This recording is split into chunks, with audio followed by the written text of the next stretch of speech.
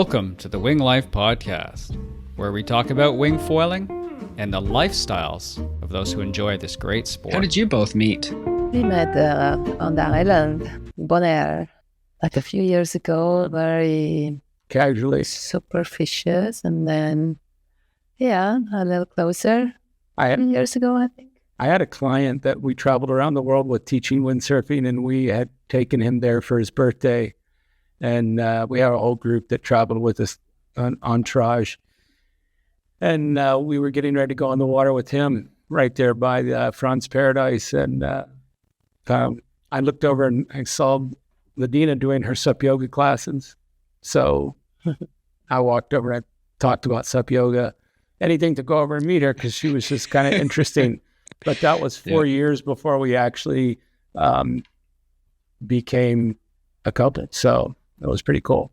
So we met on Bonaire by the boat ramp. There you go. That's a good romantic wind story. We don't get those too often. For sure. What brought you both to Bonaire? Windsurfing. 10 years ago, we decided to go there for a year. And I'm still living there now. So I went there with my daughter.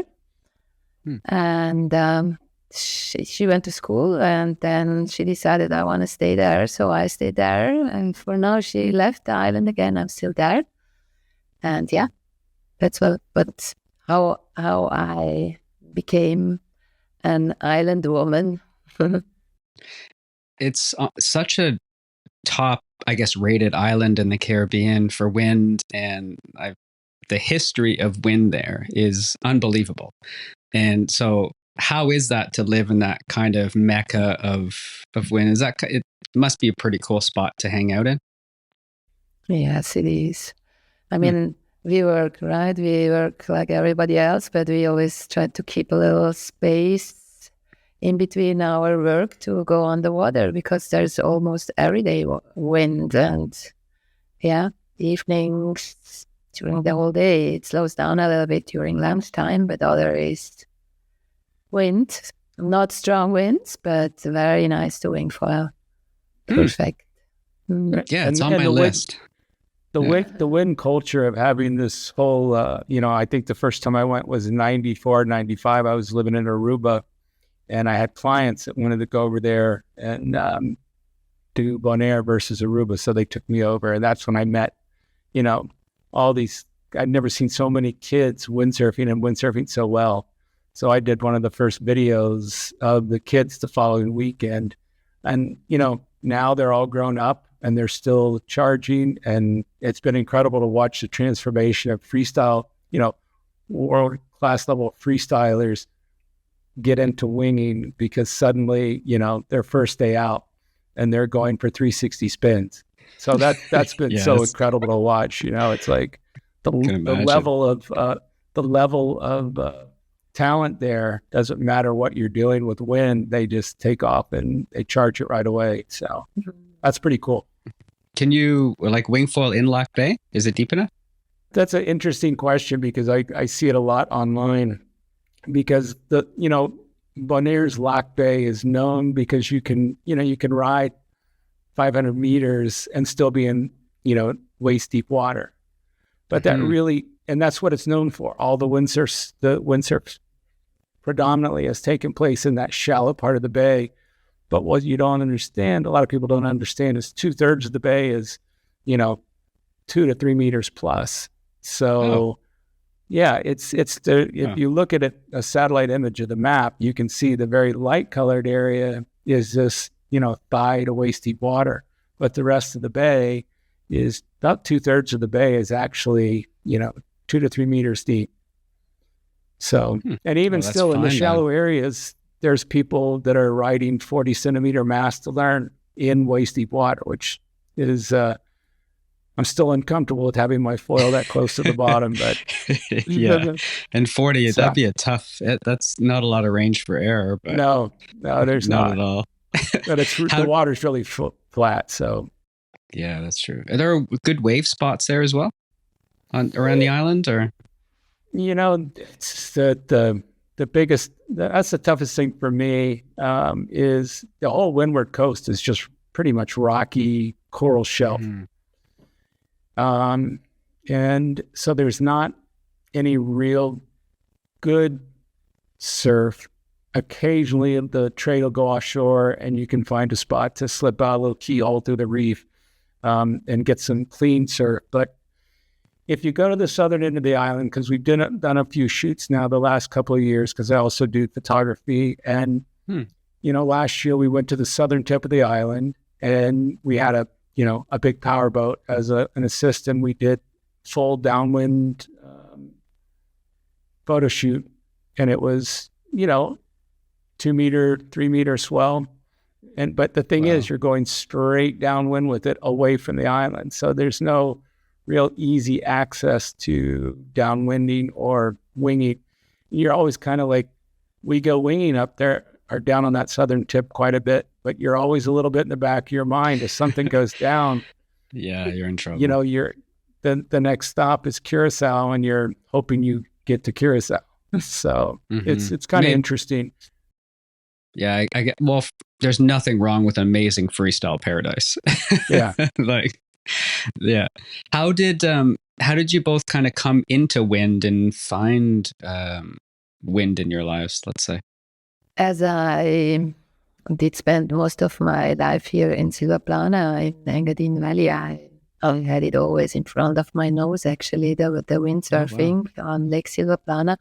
And always really wanted to dive a little deeper into it, but difficult here because the season is very short and not much free time when you work regular, and then usually there's no wind when you're free. And so I started traveling a little bit with my ex-partner, which was a windsurfer. We traveled a little to Egypt, to Cabarete, Isla Margarita, and then Bonaire. So Bonaire actually was the place where I got hooked to windsurfing first. That's the story. Silvaplana is supposed to be like our Frank, who works on the team. He lives in Frankfurt, Germany, and he just made his way up there and he rented a spot for a week. And apparently that's supposed to be an amazing paradise, like unbelievable up there, nestled in the mountains. And water Very must be nice. a bit cold, but that's why your season's a bit shorter, I guess. Okay. Yeah, the water is cold. I mean, we came here together last year and it was a very warm season, and we said, okay, that's the spot we're going to organize 2 wingfoil and yoga weeks and adventure weeks here. And this year the temperature were different, so it was pretty cold, and there was no way to go without head. I usually bring foil without head or helmet, so then I also had to wear my hoodie. A little colder. Now, what does cold mean to the both of you? Because you're pretty much same northern latitude as us, I guess. Probably. Yeah. So air temperature during our wingfoil weeks, it snowed the last day. 10 degrees Celsius. Right. Water temperature maybe a little lower, like 8 degrees Celsius. Right. Okay, so a good winter suit and you're okay. Yeah. So what was interesting is, last year, we were camping out at Silvaplana, and it was just like every day we woke up, it's glassy in the morning, it's a thermal wind, and we would just go, all right, let's go mountain bike here, let's go hike there. And I'm from Florida. So for me, being in these mountains I'm looking out right now and it's just an incredible place to be. But, it usually got to be almost 70, 75 degrees every afternoon, and we were bouncing between, 5 meter wings, and it was daily. So this year the weather was a little bit more up and down, but the cool thing is you can drive an hour and a half and you're in a whole nother temperature zone on Lake Como.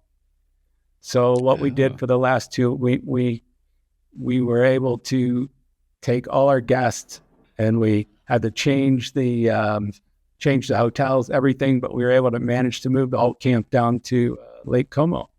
And there we had back up to like 75 degrees, and we actually had a very gorgeous day. It was blowing probably 35 to 40 at one time. Whoa. So I think it's fun. It was pretty extreme. So, yeah, that's been pretty cool, but actually cold this year. I've been trying to find a point to get out and get actual snapshots of me winging in the snow, but we haven't lined up yet to do that. It'll come. There's always snow. There's always snow. How did your journey start into all this, Dasher? Started out skateboard, surfboard, and then when I went to college, I was stuck in the middle of Florida without a car, and I had a surfboard. So I started hooking up with these guys. This was 82 that were going windsurfing, and they were full-fledged into windsurfing, shortboarding in 82. So they became my best lifelong friends, and that started with, I kind of majored in psychology, or minored in psychology and majored in windsurfing, because the next 5 years of college were all, that was the heyday of windsurfing. There was races every other weekend, and it was a lot of fun. So just never stopped from then. And videography, photography as well, you had mentioned? Yeah. When did you pick that up? When I was living in Aruba and coaching, there was a guy doing a weekly video for all the guests. And that was, there was 150, 200 windsurfers a week then. It was like the heyday. So I bought a camera from him that I could start doing video analysis for coaching. And then he left the island. So there was this whole, like, who's going to do the video? So every week, once a week, I take off my coaching jersey and, grab the camera and start filming everybody. And sure. I'll sound very old, but I'd have a mixtape of music and I just play the two together. And that's how it started. And then I got my first Super VHS edit deck where I could lay down audio and put clips over it. So I started editing, and that was the process. And then windsurfing events started hiring me to come and do their videos, and that's how that happened. Oh, that's phenomenal. Yeah, good for you. Yeah. Did coaching kind of naturally come to the both of you for what you're doing now? Is it kind of, because I guess the podcast, it was like, where do you put passion? Is it kind of the same sort of thing as why you're doing that? I always was actually into fitness and yoga, and while I did start to windsurf a little bit more intense in Bonaire, I also did start to combine both of them. So first offering live classes for people, for windsurfers at the beach, just mobility and yoga, and also working with professional windsurfers in Bonaire together, offering weeks, which were really combined with yoga. So like 1 or 2 yoga sessions per day beside windsurfing for people, and really experienced how people get into it, which never did yoga or mobility exercises, and really felt the benefit of it. That not only the body, but also the mind got a little bit more trained how to be more aware about movements or tricks in windsurfing, the muscle memory, the whole connection, body and mind. And really love to do that. I have to get into it this winter because I got a little elbows, little things, same kind of process, right? Yeah. But it's something that you have to build in. I'll spend some time in La Ventana, and the gym is 2 kilometers away, so I can hike there, lift, and then come back in the morning, get to work and get into the water in the afternoon.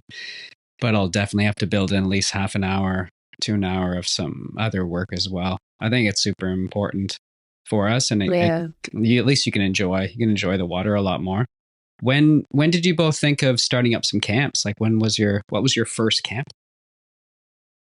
How did that go? Actually, I was running a foil program for a really cool store in Florida I was doing it all through COVID. So they were really into SUP, and their background was windsurfing, but they had gotten out of that decades ago. And so I came in to start a foil school. So we were doing e-foiling on the lake out back, and then we were doing it was the first wing school in North Florida. And I had some really cool guests, and I'm like, okay, let's see if we can go somewhere. So that's kind of what's, I reached out to Ladina. We've been chatting online a little bit, but I said, hey, I want to bring a group down to do a wing camp in Bonaire. So I came down, and she said, I want to learn how to wing. I'll help you set everything up with accommodations and the equipment and everything. And you teach me how to wing. So that was that was in, I want to say 20 and 21. So I went down with the group and stayed. I didn't come home. So we started that. Can imagine. And then as we kind of started developing the yoga wing program, this year was the first taking people somewhere else, which was here. So I've been doing, wing camps and clinics with windsurfing for a long time, but to combine our skills and do these more kind of yoga wing adventures, we just are really just starting it up. So okay, it just seemed natural. A lot of people are starting to think more along that lines. It's not just like you might have some sightseeing, some biking, some yoga, some good food, and combine it into that. How do you find the clientele have been receptive to it so far? They really kind of enjoy that mixture of adventure and water time? Yeah. So we had the first group was very much wind oriented. So they really were hot for wind and wing foiling, and the adventure part was a little bit not that important, but also they were thrilled to see all the beauty here from the Alps. The second group we had, there the balance was a little bit more toward adventuring and yoga and not so strongly the wind part. So we were lucky with the groups that really did fit together. Perfect together. I think, it's such a cool aspect of what we did here is, we had the group of people that came together as strangers. They were all couples. That was cool. But they by the end, you make friendships, and it's such a cool, it's a little journey. It's more than just going to a destination and going winging. I mean, we really came together as a group and made friends, and I'm, they've already started making plans for next year. So that's always good. That's positive. Can you maybe walk us through what a week would look like, for example, or how long are your camps? Let's start there. So 5 days of activities. We start with yoga in the morning to really get our body tuned to what afterwards is happening. Mobility, a lot of mobility exercises. And we had a beautiful hotel here in Champfire in Silva Plana. People went for breakfast, and afterwards, usually the mornings here are not very windy. The wind starts at lunchtime or a little later than lunchtime. So the mornings were filled up with hiking, doing a short hike, go biking, or go with the gondola up on a top and see the view down to the playground, to the lake. Okay.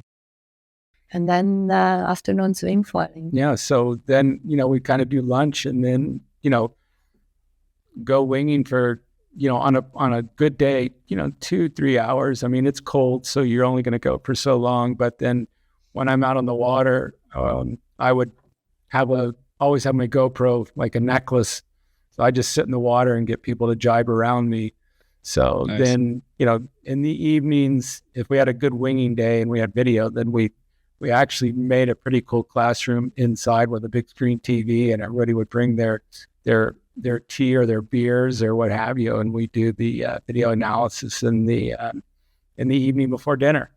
So we kept it pretty loose. Like a lot of times, everybody's been together all day, so most evenings people would either, if they wanted to pair up with some other people, go to dinner. But we did 2 organized dinners during the week. So you get a little bit of free time, a little bit of chill time.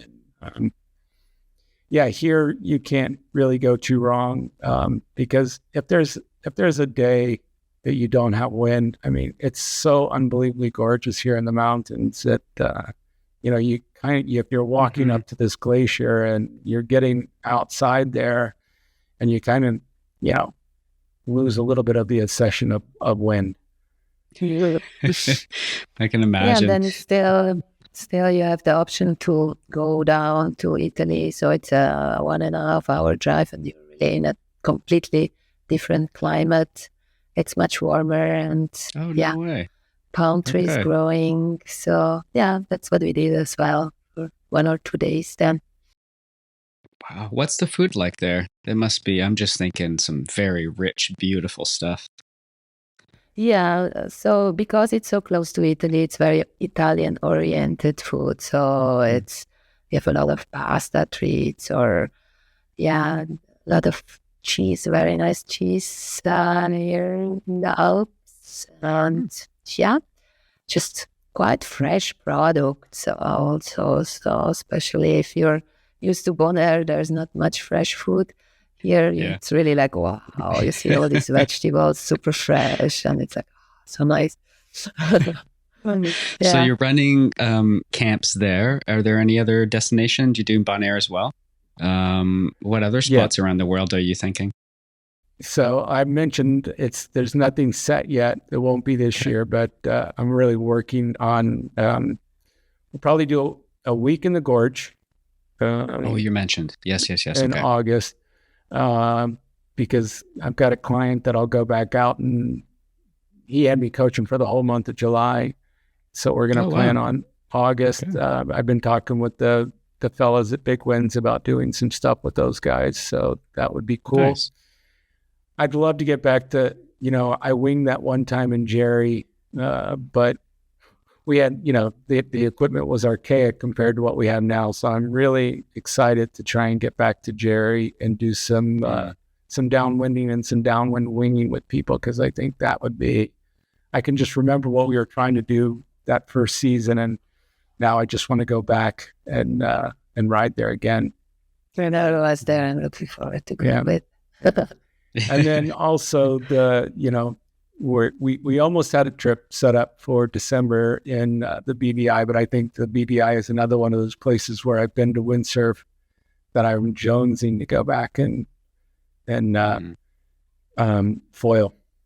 So it opens up for next year. Those are the things we're looking at for the next couple years. Yeah, nice. Yeah, those are some pretty cool destinations. Windsurfing wise, where have been some of your most fun and kind of highlights of places that you've been to? I have been in Cabarete, which was nice. There's more the party scene, I think, then. And that was pretty cool location. Maui, of course, my favorite actually. Till now. Yeah, I almost forgot. Yeah, Maui. How is Kanaha? Waves. Yeah, it was at Staple Road, directly beach access, and super nice. I mean, for me, the first time waves. I never really had waves like in Maui, and this was like so nice. Yeah, I'm looking forward to that in March. We're very fortunate to have friends in the right places, and you travel quite a bit. Yeah. There's a couple that I met when I was teaching in Aruba windsurfing, and they came as like their first couple vacation before they were married, and we hit it off right away. So now they live about a half mile upwind of Kanaha, so you can store your gear right there and just walk down to the beach and launch. So that's definitely one of the #1 spots. And I always loved the Gorge. I spent 2 summers in the Gorge back in the windsurf days. So it was really cool it was the first time going back as a foiler, and I really enjoyed it more as a foiler than a windsurfer. It's crazy, right? Like I was there in September for a week. We only got 1 day of foiling at event site, but it's still sensational foiling there. Yeah, it's pretty crazy. As long as you watch out for the boats, but Yeah, they sneak up for on you, sure. those little things. They do. They do. For sure.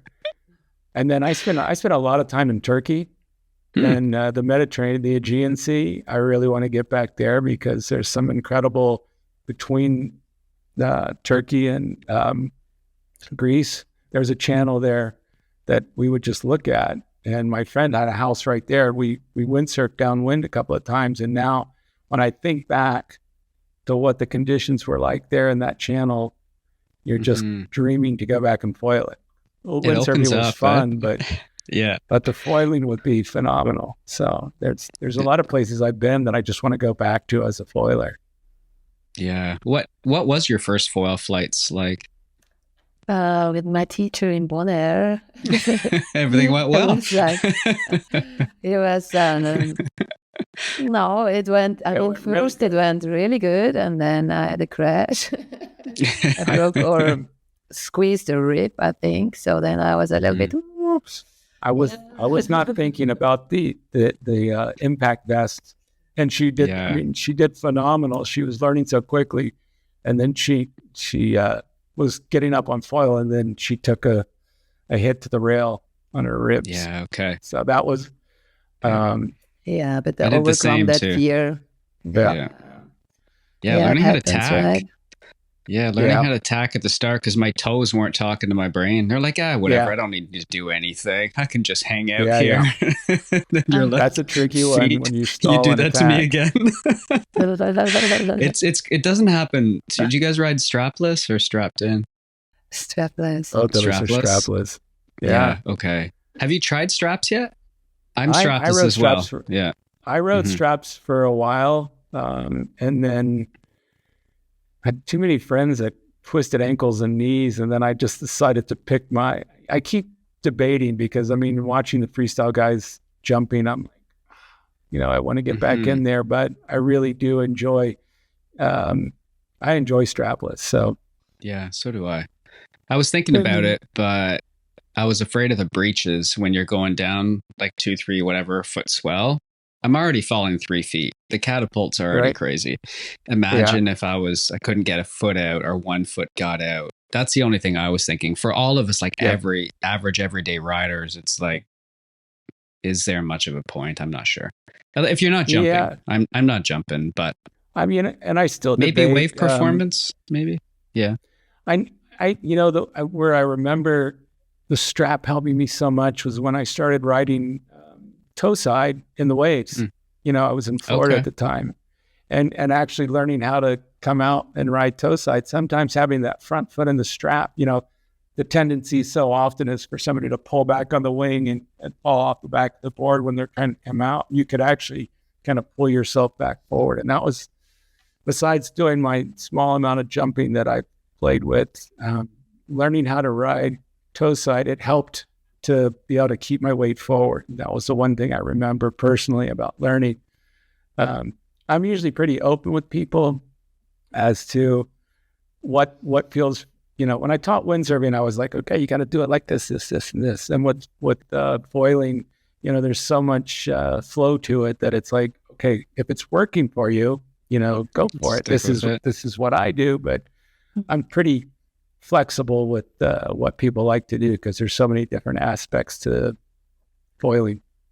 Yeah, that's true. Do you find you're getting a lot of people who are brand new to wind sports, brand new to water sports, or is it a lot of converters from wind or kite or something like that? When I was in Florida and we were running the e-foil set up in the back of the shop, there you had a lot of more people that were just coming in and saw foiling and said, oh, I got to go try that. And that was the easiest spot to go and learn. But in Bonaire, it's, I would say 85% of the people that are coming down there have some wind sported background. So, and most of them windsurfing. We do have some kiters that come in, but mostly windsurfers.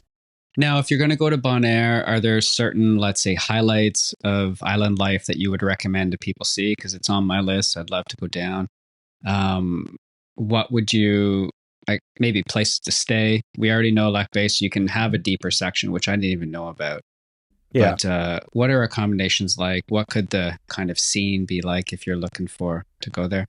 I mean, there's a big range of you can have. The island is pretty expensive, right? Comparing to other Caribbean islands, but you still can find Airbnb places which are not too expensive. But then you have the oceanfront villas, which are, of course, expensive, which actually is relative when you come in a group. There's usually like this 5-bed villas, right? Yeah. And if you are, let's say, 5 couples, then it's really affordable, or even 5 people, then it's nice to rent a villa. Oceanfront, diving, of course, or snorkeling is really nice. I Because heard the it was reefs are still sensational there. Yeah, it's quite, the reefs are so close to shore, right? You don't really have to go out with the boat. You just can walk in and see all the nice fish. And yeah, there's you can go hike on the island. There's a beautiful national park. I'd say the one interesting thing is the wind is so consistent that, you know, if you're coming for a dedicated week of wind sport, a lot of people don't actually see much of the island other than going from where they're staying, maybe going out to dinner in town. Imagine. Because, you know, they'll come at 8 a.m, they'll ride until 11, and then they'll go take a break, and then they'll come back for 2 hours in the afternoon. So they're pretty much, you know, unless they have a partner with them that's not a wind sport person or something, then maybe they're going for a snorkel. Maybe they're going to go for a little tour. True. But there are a lot, you know, as far as the accommodation. So, like, you know, we're actually living in a small 4 apartment resort. Like, we're the overseers. But I mean, it's $110 a night, and that's a really nice, you know, it's one of the cleanest accommodations on the whole island, because the woman that owns it, who's our friend, she does it herself. And so, I mean, there is a large range of accommodations, because there's a ton of kind of Airbnb, smaller apartment type stuff. There's, you know, decent sized resorts. One thing that's different than a lot of islands is early on, the roots of Bonaire has always been more conservative with development, because you had so many people that were there for diving and windsurfing. You know, it was more about the tourism board calls it's in our nature. And so there's not a lot of high rises. So that's pretty cool. But there are some very nice resorts. If you want to come, you know, to the resort that's going to be oceanfront, have a few pools, has a big gym, you know, you can have that. Or you can stay in a small 4-room resort that's really low key. So there's a nice variety for it. Good mix of everything. Now, how do you like your lifestyle of living in different places and traveling around, kind of a little bit chasing the seasons around? How do you like that? Yeah, I like it a lot. I mean, it started just actually since I knew Dasher. Before, I was quite focused on the island, also because of my permit, building up my little company there. So really intense traveling I did before I went to Bonaire. But now, together with Dasher, I really like it. I see a lot of new locations and new adventures. Yeah. Nice. I remember somewhere along the line thinking, you know, if I could do, I think the ratio was 6 months ocean, 2 months mountain, and 2 months travel. This was a long time ago. I thought that would be cool. And not bad, actually. Kind of makes me think the manifestation happened without me even knowing it, because that's kind of that's where we're at right now. Is we're doing, you know, actually about 8 months on Bonaire, and then 2 months of travel, but now 2 months here. And it worked out great because Ladina has such a network of people here that what we did is we traded our place on Bonaire for a place here. We traded vehicles, traded everything. Oh, awesome. So we it's came fun when here. You can do places like that. It's super cool like that. Yeah. So she's the woman that's from here, Sylvia. She's down learning to wing, and she's diving and all that, and we're up here. So Beautiful. worked out pretty Do you cool. ski? Yeah. I do ski and snowboard. Yes, that's how we grew nice. up here. Yeah. Yeah. Instead of going cool. to kindergarten, they put us on skis, and yeah. So That makes sense. No, that's beautiful. Okay. yeah. When do you have trips that are coming up soon? Well, if we have a fun trip next week, we're going to Portugal because we're going to go maybe even see Nazare break. That would be cool because there's some big storms moving up the Atlantic. But that's just our vacation. Our real vacation is to go, and Ladina and her daughter want to do some surfing, learn to surf, and I want to maybe get some more proning action in. Oh, sweet. And we're just getting ready to release a new website and our schedule for the next season. So I've already got 2 private groups set up for Bonaire this season.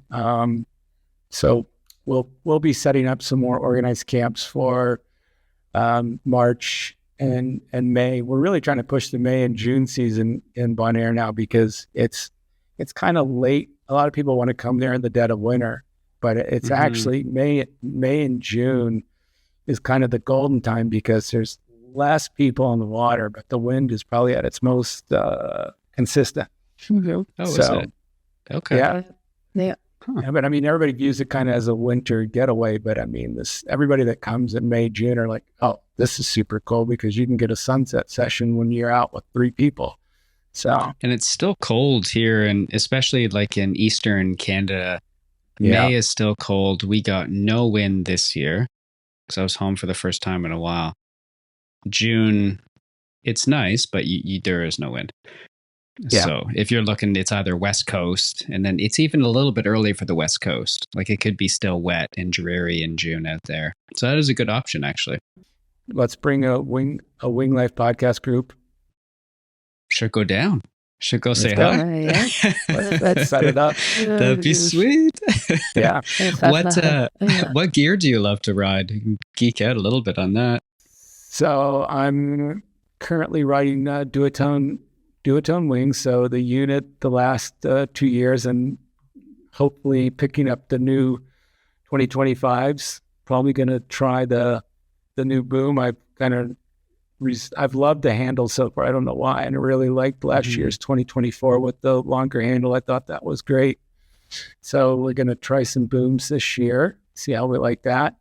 And then I got to test ride the new Skybrids. They just got the first batch of Skybrids in late July. So I got to ride those. So for what I like to do, I really think the easy planing mid-lengths are going to be really fun to have.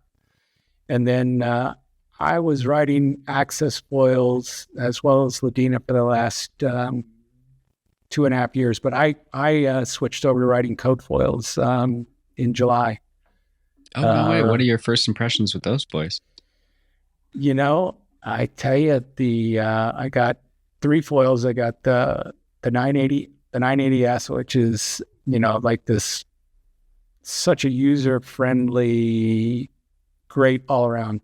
It does what I like to do, glide, and it turns, and it goes, it feels fast on a wing.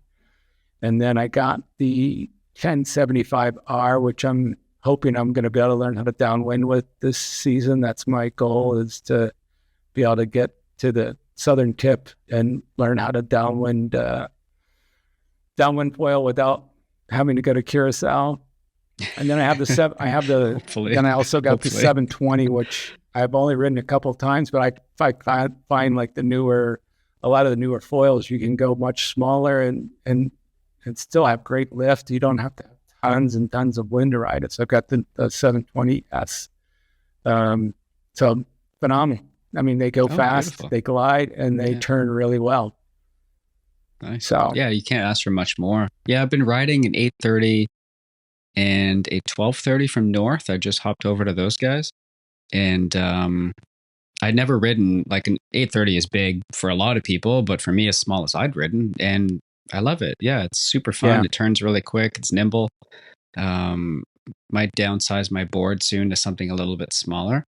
But for learning, for beginning, like what have you seen to be some of the biggest tips and tricks that you've seen so far? Like, what kind of demographic are people are coming to you? Are you getting like retirees? Are you having people in their 20s and 30s? And I mean, we get the full gamut, because a lot of times there are that, like I said, there's a lot of older people that go to Bonaire for windsurfing, and they're seeing that, hey, look at these people. I'm out on 7.2 sail, and those guys are on these super light 5-meter wings, and they're, not having to do all this work to get up and ride. So we do see a fair amount, but also the youth factor. As soon as all the, I think the last year it's been incredible to watch what's happening on the global scene with all the young people getting into it and pushing the sport. Like, it's pretty incredible to see what's happening. So more and more we're getting families that come down, and the kids are like, hey, I want to learn how to wingfoil. So, sweet. So that's pretty cool. And I'm really excited. I mean, I think the development from the downwind boards into mid-length boards, and I know we're going to be testing some new, very cool beginner-oriented boards where people aren't having to sit there and work so hard to get speed. That it's going to be a really cool season. But just the learning's getting so much easier lifting foils, boards that glide easier, and wings that are just super stable. So, I mean, I think it just keeps getting easier to get into foiling. Like, I remember hearing the stories of people learning how to downwind foil ancient times 2 years ago, compared to what's happening now. It's pretty cool to be part of something that's evolving so quickly. And, what was hip a year ago is like old news, but it's very true. Very true. Well, is there anything else that you wanted to cover this afternoon? Morning for me. Now, anybody that's because we both have so many windsurfing network people, and if you haven't tried it yet, don't resist. It's I'd kind of burnt myself out on windsurfing, and I was not really into kiting that so much anymore. And when foiling came along, I looked it up. The first time I was actually on foil was on a windsurfer in 2017 or 16, like really early. I thought, it's just, I haven't lost a bit of my frothiness in the last several years, just like even here, it's like, oh, it's not snowing. Maybe I can get in a 45-minute session, and it's like, the only person out there. It's like, it's such an I did one season of snowboarding in Colorado, and I still remember distinctly that first time I dropped in on a full powder run, and that was one of the most magical feelings I ever had. And then when I moved to Aruba after that, I kind of missed that. And then as soon as I started foiling, I was like, oh, there's that sensation again. And it's very similar, isn't it? Yeah. It's that you kind of drop into a turn, and then you let off the turn and you come back up. And I'm just happy that it came along before I was too old to do it. I think it saved a lot of people who were like, I had a lot of friends in the Great Lakes who were charging pretty big stuff just to get the same feeling. And then it comes to foiling, we get to learn something brand new. Yeah. Now we're back to 1-footers instead of like pushing the limits of safety. And now, like, it was my buddy and I would just sat in the middle, or not in the middle, but like maybe a couple yards out at one of our favorite breaks, and just sitting there looking around. And so you get to kind of pretend like you're a bit of a surfer now too, right? Like Great Lakes, and at least you have power, so you can get out and in quickly. And I surf 10 times the ways that, because you can just lap stuff, which is insane. So all these new kind of cool things. It's a great time to learn. And it's cool that you're offering these trips and adventure trips in different places. Because I find that. And then with good experience, because there's a lot of people teaching, and there's good instructors and some that mean well, but there's others who have actually put in the time, which is cool. which is cool as well. So if people are looking to get a hold of you to learn more, what's the easiest way for them to do so? Yeah, that's what we're launching the new website. We're now working on that website. Okay. Yeah, we still didn't really manage to. So anyway, so that the way we've been coordinating with people predominantly is through our social media. So I'm Dasher Films or Charles Dasher, and Ladina 007. All right, that works. It's Instagram or Facebook. So till now. So we do have a URL. So SeaZen.org. Yeah. Oh, okay. SeaZen. Awesome.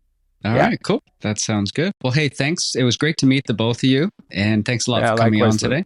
And looking forward to chatting after, and seeing more people come to those camps. Cool. Thank you so much. Thank you. All right, everybody. Thanks for joining us. Aloha.